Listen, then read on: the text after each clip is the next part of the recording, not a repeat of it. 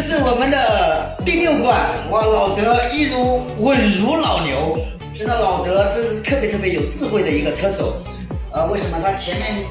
10几圈他都不盲目的去冲刺，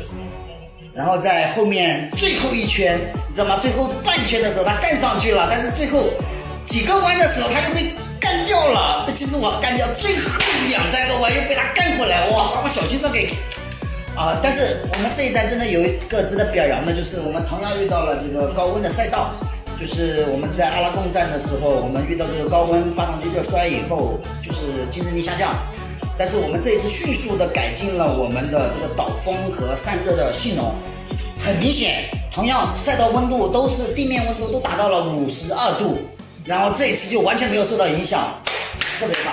希望我们下半个赛季我们的车辆的发挥越来越稳定，加油！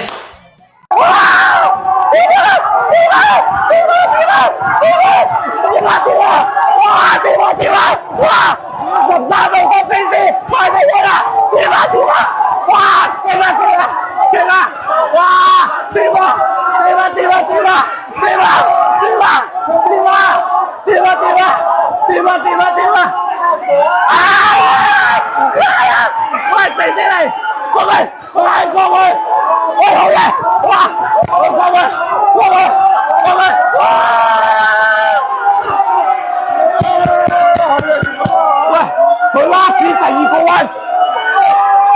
寫靜先，寫靜先，寫靜先，寫靜。呢一場係高手對決。